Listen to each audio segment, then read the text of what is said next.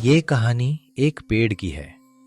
एक ऐसे पेड़ की जो एक आंगन के बीचों बीच खड़ा था, नीम का पेड़। आइए हम इस नीम के पेड़ की कहानी को बड़े ही विस्तार से समझते हैं।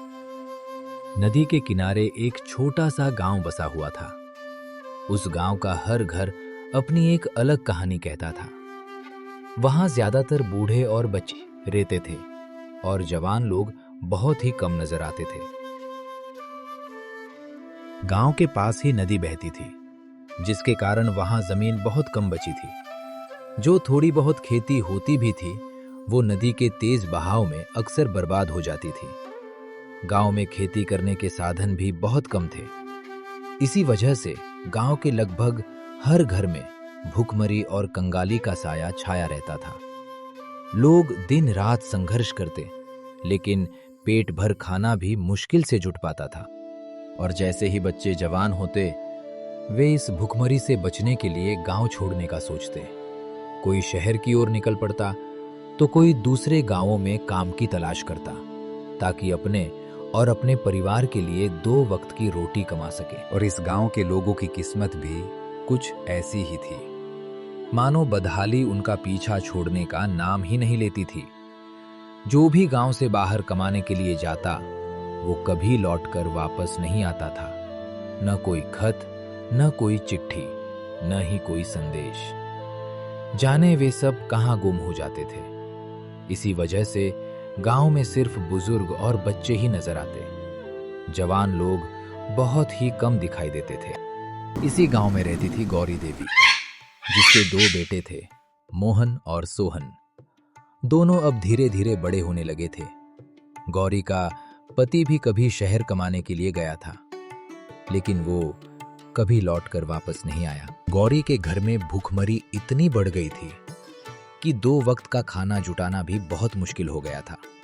सोहन और मोहन अब अपनी भूख की इस तड़प को बिल्कुल भी सहन नहीं कर पा रहे थे।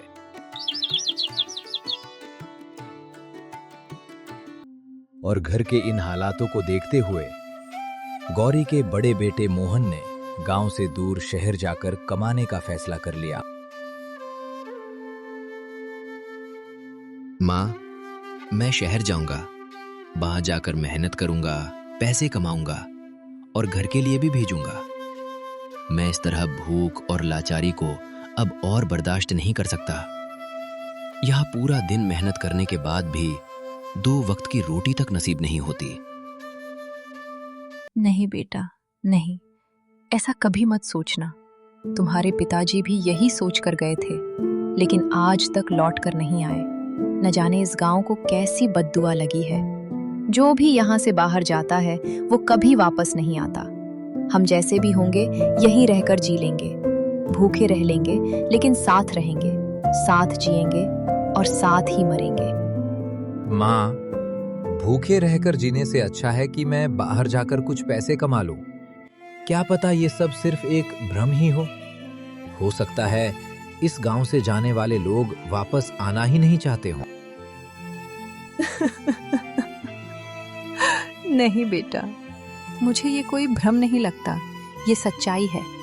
आज तक जितने भी लोग यहाँ से गए, न कोई वापस लौटा, न किसी की चिट्ठी आई, न ही कोई खबर मिली। भला ऐसा कैसे हो सकता है कि कोई भी अपने गांव लौटना न चाहे? जरूर कुछ तो है जो सबको कहीं गुम कर देता है। सोहन अपनी माँ की बातों को समझ रहा था। उसकी आंखों में डर और चिंता साफ नजर आ रही थी। फिर भी भूखमरी के इन हालातों को देखकर वो अपनी माँ को समझाने की कोशिश करता रहा। माँ, डरो मत, भैया को जाने दो, ऐसा कुछ नहीं होगा। देखना, भैया बाहर जाकर पैसे भी कमाएंगे और अपने गांव वापस भी लौटेंगे, मुझे पूरा विश्वास है। बेटा सोहन, तुम भी अपने भैया का साथ दे रहे हो। माँ, यहाँ भूखे मरने से अच्छा है कि हम बाहर जाकर कुछ पैसे कमा लें। आप बिल्कुल चिंता मत कीजिए, ऐसा कुछ नहीं होगा। गौरी देवी के लाख समझाने पर भी मोहन नहीं माना और वो जल्दी ही गांव छोड़कर शहर की ओर निकल पड़ा।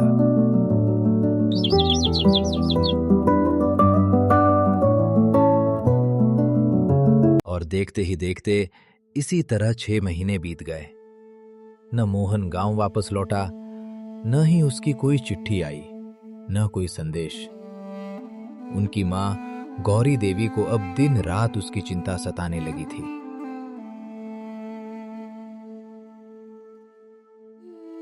देखा बेटा सोहन, मैंने लाख मना किया था, फिर भी मोहन गांव से चला गया और तुमने भी उसका साथ दिया। अब देखो 6 महीने से ऊपर हो गए हैं, ना उसका कोई पता है, ना ही कोई संदेश आया है। मेरा बेटा मोहन कहाँ होगा, किस हाल में होगा? मुझे तो बस दिन रात उसी की चिंता सताती रहती है। अरे माँ, क्यों चिंता कर रही हो? बाहर जाकर पैसे कमाना कोई आसान बात नहीं होती, थोड़ा समय लगता है। देखना, बहुत जल्द भैया की कोई ना कोई खबर जरूर आएगी। सोहन ने मां को तो दिलासा दे दिया, लेकिन अंदर ही अंदर उसे भी अब चिंता सताने लगी थी। लेकिन उसके दिल के किसी कोने में अब भी एक छोटी सी उम्मीद जिंदा थी कि भैया का कोई संदेश बहुत जल्द जरूर आएगा।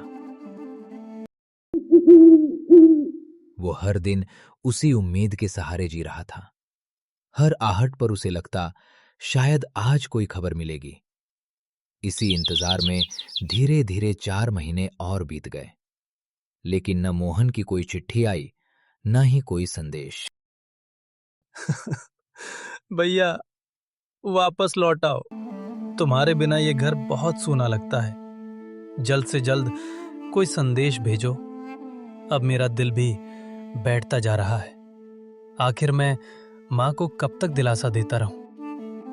माँ को तसल्ली देते देते अब मैं भी थक गया हूं। इसी तरह समय बीतता चला गया और देखते ही देखते मोहन को गए पूरा 1 साल हो गया। न उसकी कोई चिट्ठी आई, ना ही कोई संदेश। अब सोहन को भी गहरी चिंता सताने लगी थी। उसे अपनी माँ से किया हुआ वादा याद आने लगा। माँ, डरो मत, भैया को जाने दो, ऐसा कुछ नहीं होगा। देखना, भैया बाहर जाकर पैसे भी कमाएंगे और अपने गांव वापस भी लौटेंगे, मुझे पूरा विश्वास है। सोहन ने आखिर एक पक्का फैसला कर लिया कि अब वो मोहन भैया को ढूंढ कर ही लाएगा, चाहे कुछ भी हो जाए। वो अपनी माँ को इस तरह रोज रोज रोते हुए नहीं देख सकता था।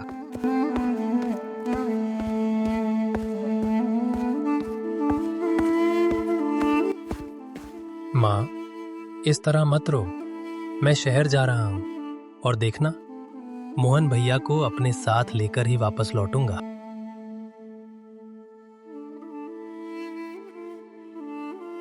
गौरी देवी ये सुनकर भीतर से पूरी तरह टूट गई। उसका दिल जैसे बैठ सा गया, आंखों में आंसू भर आए। उसे फिर वही डर सताने लगा, कहीं अब उसका दूसरा बेटा भी उससे दूर न हो जाए। नहीं बेटा, नहीं, ऐसा मत करो। मोहन तो मुझे छोड़कर चला ही गया। तुम मुझे छोड़कर मत जाओ, मैं तुम्हारे बिना कैसे जी पाऊंगी। माँ, मुझ पर भरोसा रखो और अपने उस भगवान पर भी। मैं तुम्हारे इसी भगवान के भरोसे यहाँ एक छोटा सा पेड़ लगाकर जा रहा हूँ। अगर तुम्हारा भगवान सच्चा है और उसमें तुम्हारी आस्था भी सच्ची है, तो जब तक ये पेड़ जीवित रहेगा, समझ लेना मैं भी जीवित हूँ। और जिस दिन ये पेड़ सूख जाए, तो मान लेना कि मैं भी इस दुनिया में नहीं रहा।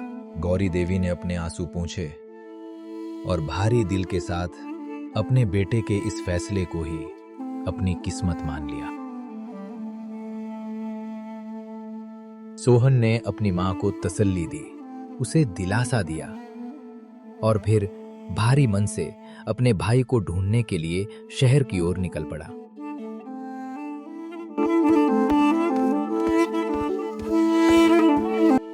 चलते चलते सोहन अपने गांव से बहुत दूर निकल आया। लंबा सफर तय करते करते उसके कदम थक गए थे। रास्ते में एक घना जंगल पड़ा, जहां चारों तरफ सन्नाटा और ऊंचे ऊंचे पेड़ खड़े थे। इसी जंगल में एक पेड़ के नीचे सोहन थोड़ी देर आराम करने के लिए बैठ गया। सोहन को वहां बैठे हुए अभी थोड़ी ही देर हुई थी कि तभी वहां एक साजू बाबा आ पहुंचे। वे सोहन से बड़े ही प्यार भरे और शांत स्वर में बातें करने लगे, मानो उसके मन की बेचैनी को समझ रहे हों। बच्चा, तुम कौन हो और इस जंगल में भटकते हुए कैसे आ गए? बाबा, मैं शहर जा रहा हूँ। मैं पास के ही एक गांव से आया हूँ। मेरा बड़ा भाई बहुत दिनों पहले शहर कमाने के लिए गया था, लेकिन अब तक घर वापस नहीं लौटा। मैं उसी को ढूंढने के लिए जा रहा हूँ। वो सब ठीक है बेटा, लेकिन अब शाम का समय हो गया है और ये जंगल खतरों से खाली नहीं है। तुम मेरे साथ मेरी कुटिया पर चलो, रात भर वहीं आराम करना और सुबह होते ही अपने सफर के लिए निकल जाना। सोहन ने साधु बाबा की बात मान ली। उसे उस समय उनकी बात बिल्कुल ठीक लगी। वो उनके साथ उनकी कुटिया की ओर चल पड़ा, जहां वो रात भर ठहरने वाला था। लेकिन सोहन पूरी तरह सतर्क था। उसकी आंखें और उसका दिमाग हर तरफ जैसे कुछ तलाश रहे थे। अपने भाई की चिंता उसके मन में इतनी गहरी थी कि उसे हर पल यही लगता, न जाने उसका भाई कहाँ होगा और किस मुसीबत में फंसा होगा। बेटा, मैं थोड़ी देर विश्राम कर रहा हूं। तुम जाकर नहा धो लो और भोजन कर लो, फिर तुम भी आकर आराम कर लेना। मेरी कुटिया के पीछे एक छोटा सा तालाब है। तुम्हें नहाने और भोजन दोनों की व्यवस्था वहीं मिल जाएगी। जी बाबा, बिल्कुल ठीक है। मैं बहुत थक गया हूँ और मैंने अभी तक कुछ खाया भी नहीं है। आप विश्राम कीजिए बाबा, मैं अभी नहा धोकर भोजन कर लेता हूँ, फिर मैं भी आकर विश्राम कर लूंगा। सोहन धीरे धीरे तालाब के ठंडे पानी में उतर गया। जैसे ही उसने अपने चेहरे पर पानी डाला और नहाना शुरू किया, अचानक चारों तरफ का माहौल बदलने लगा। पेड़ों की टहनियां जोर जोर से हिलने लगी। तालाब का शांत पानी गोल गोल घूमने लगा। एक पल में इतनी तेज हवा चलने लगी कि सोहन घबराकर इधर उधर गया। लेकिन सबसे डरावनी बात हवा की आवाज थी। उस हवा में एक अजीब सा सन्नाटा छिपा था। ऐसा सन्नाटा जो कानों में चीख की तरह गूंज रहा था। सोहन को महसूस हुआ जैसे कोई अदृश्य शक्ति उसके बहुत करीब खड़ी हो। हवा बार बार उसके कानों से टकरा रही थी, मानो उससे कुछ कहना चाहती हो। सोहन, बहुत धीमी टूटी हुई आवाज हवा के साथ उसके कानों तक पहुंची। सोहन का दिल तेजी से धड़कने लगा। उसने घबराकर पीछे मुड़कर देखा, लेकिन वहां कोई नहीं था। अचानक चारों तरफ से डरावनी आवाजें गूंजने लगी। हमें बचा लो, हमें बचा लो, हमें बचा लो। आवाजें कभी धीमी हो जाती तो कभी इतनी तेज कि पूरा जंगल कांप उठता। ऐसा लग रहा था जैसे कई लोग एक साथ रो रहे हों, चीख रहे हों और दर्द में मदद मांग रहे हों। सोहन के हाथ पैर कांपने लगे। उसने घबराकर तालाब से बाहर निकलने की कोशिश की, लेकिन तभी हवा और भी तेज हो गई। पेड़ों के पत्ते जोर जोर से सरसराने लगे। तालाब का पानी उफान मारने लगा और तभी सोहन का पूरा शरीर डर से कांप रहा था। लेकिन उन दर्द भरी आवाजों ने उसके मन में बेचैनी भर दी थी। वो समझ चुका था कि जंगल में कोई बहुत बड़ा रहस्य छिपा है। उसने जल्दी जल्दी तालाब से बाहर निकलकर अपने कपड़े पहने। तेज हवा अब भी चल रही थी और पेड़ों की टहनियां ऐसे हिल रही थी मानो उसे जंगल के अंदर जाने से रोक रही हो। लेकिन तभी फिर वही चीख सुनाई दी, बचा लो। इस बार आवाज साफ तौर पर जंगल के अंदर से आ रही थी। सोहन के मन में बार बार एक ही बात घूम रही थी, आखिर इस जगह का रहस्य क्या है? जब से वो साधु बाबा के साथ यहाँ आया था, तब से उसे हर चीज अजीब और रहस्यमयी लग रही थी। नहीं, अब मुझे सच जानना ही होगा। कुछ तो गड़बड़ है यहाँ, और इस रहस्य का पता लगाने के लिए मुझे जंगल के अंदर जाना ही पड़ेगा। सोहन ने अपनी सारी हिम्मत जुटाई, गहरी सांस ली और कांपते कदमों के साथ जंगल के अंदर बढ़ने लगा। उसके दिल की धड़कनें तेज थीं, लेकिन सच जानने की जिद उसके डर से कहीं ज्यादा बड़ी थी। घने पेड़ों के बीच फैला अंधेरा और डरावना सन्नाटा उसे बार बार रोकने की कोशिश कर रहा था। फिर भी सोहन बिना रुके धीरे धीरे जंगल की गहराइयों में आगे बढ़ता चला गया। जैसे ही सोहन जंगल के अंदर पहुंचा, वहां का नजारा देखकर उसके होश उड़ गए। पूरा जंगल पत्थर की मूर्तियों से भरा पड़ा था। वो साधारण मूर्तियां नहीं थीं।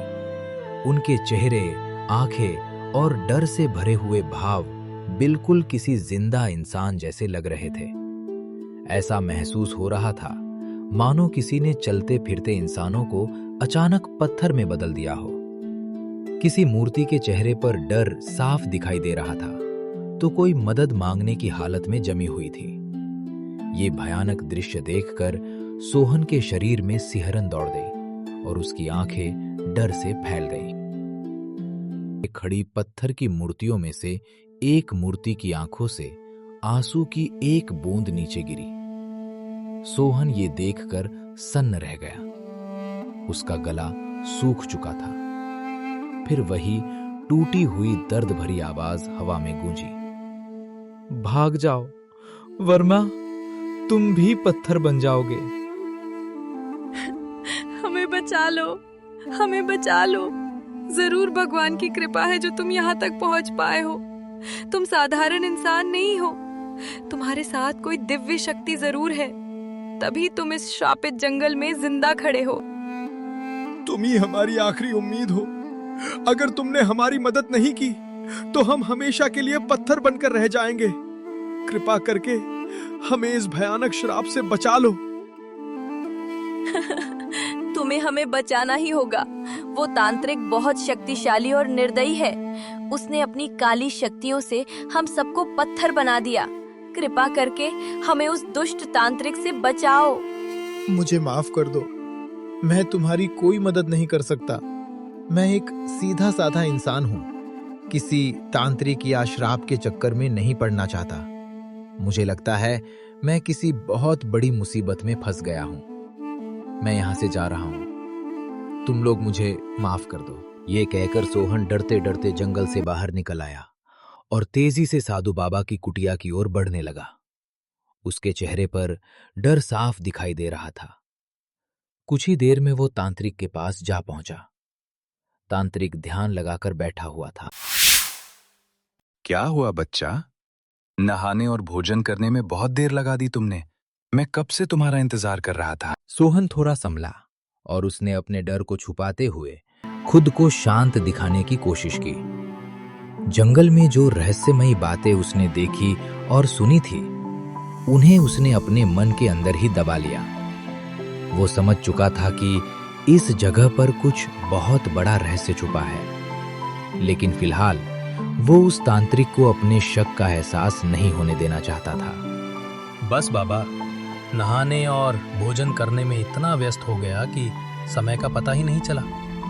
इतने दिनों बाद इतना स्वादिष्ट भोजन और इतना शांत वातावरण मिला कि मेरी सारी थकान ही मिट गई। साधु बाबा मुस्कुराए और फिर अपनी चमकती हुई आंखों से सोहन की तरफ देखते हुए बोले, आओ मेरे साथ चौसर का एक खेल खेलो। मुझे जब भी कोई मुसाफिर मिलता है, मैं उसके साथ चौसर जरूर खेलता हूं, और जो ये खेल जीत जाता है उसे मैं उसका मनचाहा इनाम देता हूं। सोहन को साधु बाबा की बातों में एक गहरी साजिश नजर आ रही थी। उसी समय उसकी नजर पास रखे एक बहुत बड़े पतीले पर पड़ी, जिसमें गर्म तेल खौल रहा था। तेल की उबलती आवाजें और उससे उठता धुआं माहौल को और भी भयावह बना रहा था। सोहन का दिल जोर जोर से धड़कने लगा। अब सोहन पूरी तरह डर चुका था। उसे समझ नहीं आ रहा था कि वो चुपचाप बाबा के साथ बैठा रहे या मौका मिलते ही वहां से भाग निकले। सोहन, क्या हुआ कि सोच में पड़ गए? जी बाबा जी, क्यों नहीं। मैं आपके साथ चौसर जरूर खेलूंगा। आओ सोहन, तुम यहीं बैठो। मैं एक बार फिर अपने तेल को देख कर आता हूं। देखूं वो अच्छी तरह उबल रहा है या नहीं। जैसे ही साधु बाबा खौलते तेल वाले पतीले को देखने के लिए उठे, सोहन की नजर सामने रखी चौसर पर पड़ी। अचानक उसके मन में एक अजीब सा विचार आया, मानो कोई अनदेखी शक्ति उसे ऐसा करने के लिए संकेत दे रही हो। बिना देर किए सोहन ने धीरे से साधु बाबा की चौसर उठाई और उसकी जगह अपनी साधारण चौसर रख दी। उसका दिल तेजी से धड़क रहा था, लेकिन उस पल उसे यही सही लगा। सोहन खुद भी नहीं समझ पा रहा था कि उसने ऐसा क्यों किया। मानो कोई अदृश्य शक्ति हर कदम पर उसकी मदद कर रही थी।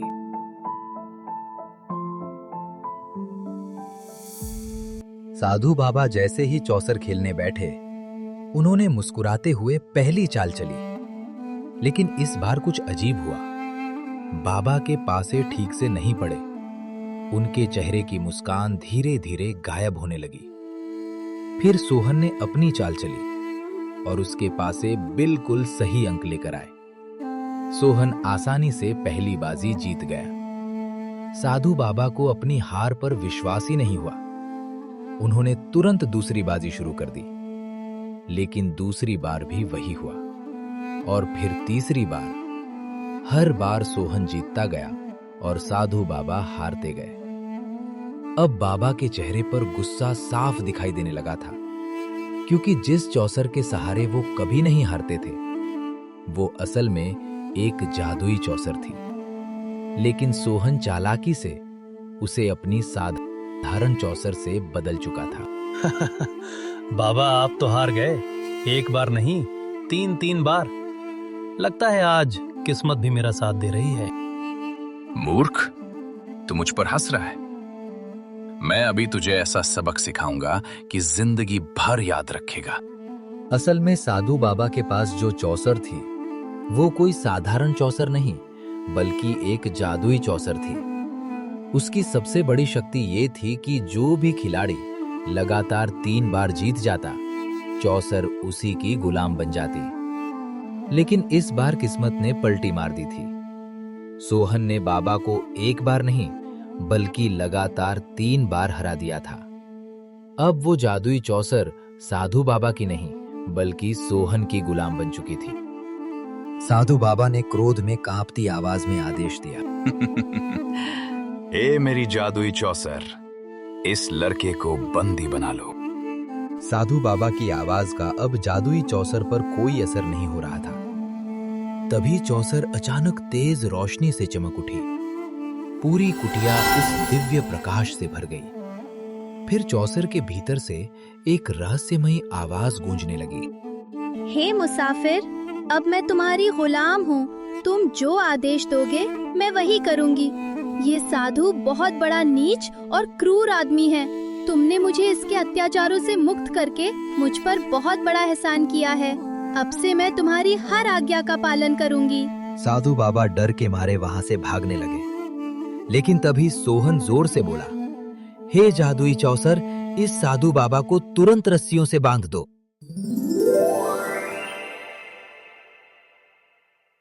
जादुई चौसर ने अपनी अद्भुत शक्तियों से साधु बाबा को पल भर में कैद कर लिया।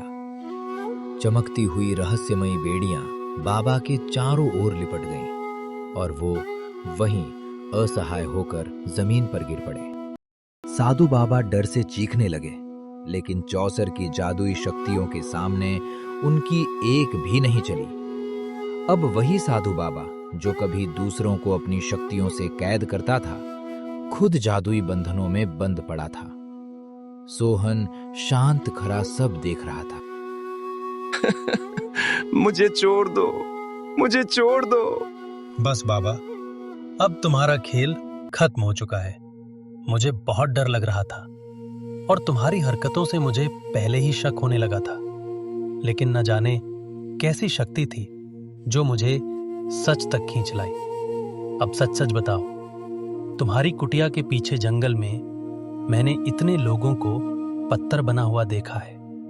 आखिर उनके पीछे क्या राज है? पास के गांव से जो भी मुसाफिर यहां से गुजरता था, मैं उसे अपनी चाल में फंसाकर इस कुटिया तक ले आता था। फिर उसके साथ यही जादुई चौसर का खेल खेलता था। जो भी मुझसे हार जाता, मैं उसे पत्थर का बना देता और जंगल में खड़ा कर देता। और जब मुझे भूख लगती तो इस उबलते हुए तेल की कढ़ाई में उन पत्थर बने इंसानों में से किसी एक को फिर से जीवित करता और उसे उसमें डालकर अपनी भूख मिटाता। इसी काले जादू से मेरी शक्तियां दिन ब दिन और भी ताकतवर होती जाती थीं। सोहन गुस्से और उम्मीद भरी आवाज में बोला, तो इसका मतलब वे सब लोग अभी भी जीवित हो सकते हैं? मुझे तुरंत बताओ बाबा, तुम उन्हें फिर से इंसान कैसे बनाते हो? कौन सा जादू इस्तेमाल करते हो? जिस तालाब में तुम नहाने गए थे, उस तालाब में इस जादुई चौसर को डाल दो। फिर उस तालाब का पानी लेकर उन पत्थर बने लोगों पर छिड़क देना। जैसे ही वो पवित्र पानी उनके शरीर पर पड़ेगा, वे सभी फिर से जीवित इंसान बन जाएंगे। सोहन को अब पूरा यकीन हो चुका था कि उसका भाई मोहन अभी जीवित है और उन्हीं पत्थर बनी मूर्तियों में कहीं कैद है। उसका दिल बार बार यही कह रहा था कि मोहन उसे पुकार रहा है। सोहन ने जादुई चौसर को तालाब में डाल दिया। देखते ही देखते तालाब का पानी चमकने लगा। सोहन ने उस पवित्र पानी को लेकर एक एक पत्थर बनी मूर्ति पर छिड़कना शुरू किया। जैसे ही पानी मूर्तियों पर पड़ा, पत्थर टूटने लगे और उनमें फिर से जान लौट आई। थोड़ी ही देर में पूरा जंगल लोगों की आवाजों से गूंज उठा। भागो, यहां से भागो, तुम सब मुक्त हो गए हो, भागो। सब लोग अपने अपने घर भागो, अब तुम सब आजाद हो, डरो मत, ये बुरा समय खत्म हो चुका है। सभी लोग हैरानी और खुशी से अपने अपने घरों की ओर भागने लगे। वे ज्यादातर सोहन के गांव और आसपास के गांवों के लोग थे, जो कई सालों से लापता थे। तभी भीड़ के बीच एक चेहरा देखकर सोहन की आंखें भर आईं। वो उसका भाई मोहन था। भैया! मोहन जोर से चिल्लाया और दौड़कर सोहन के गले लग गया। दोनों भाइयों की आंखों से खुशी के आंसू बहने लगे। सोहन ने बिना देर किए साधु बाबा को जादुई चौसर की शक्ति से पत्थर का बना दिया और उसे भी उसी जंगल में खड़ा कर दिया जहां वर्षों से मासूम लोग कैद थे। सोहन मोहन को साथ लेकर अपने गांव की ओर निकल पड़ा। उधर उनकी मां रोज की तरह उसी पेड़ के नीचे बैठी थी।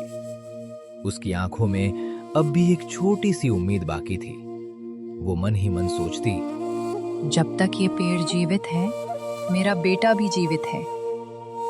भगवान, मेरा विश्वास और अपनी कृपा दोनों मेरे बच्चों पर बनाए रखना। गांव वाले अक्सर उसकी बातें सुनकर आपस में कहते, न जाने बेचारी किस उम्मीद में बैठी रहती है। इस गांव से बाहर जंगल की तरफ होता हुआ जो भी गया है, क्या वो कभी वापस लौटा है? कि मोहन और सोहन कभी गांव लौट पाएंगे। लेकिन तभी दूर से लोगों की भीड़ गांव की तरफ आती दिखाई दी। गांव वाले हैरानी से देखने लगे। जैसे जैसे वो भीड़ पास आई, सबकी आंखें खुली की खुली रह गई।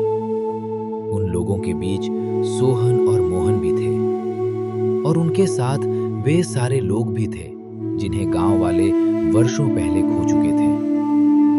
ये दृश्य देखकर पूरे गांव में खुशी की लहर दौड़ गई। कई लोगों की आंखों से आंसू बहने लगे तो कई लोग भगवान का नाम लेकर हाथ जोड़ने लगे।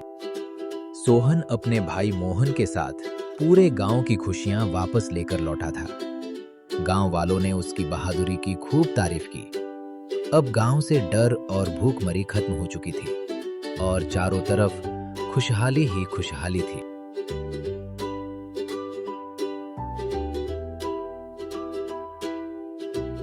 अगर आपको ये कहानी पसंद आई हो तो वीडियो को लाइक करना मत भूलिए और ऐसे ही दिल छू लेने वाली कहानियों के लिए हमारे चैनल को सब्सक्राइब जरूर करें। साथ ही बेल आइकन दबा दीजिए ताकि कि हमारी हर नई कहानी आप तक सबसे पहले पहुंचे।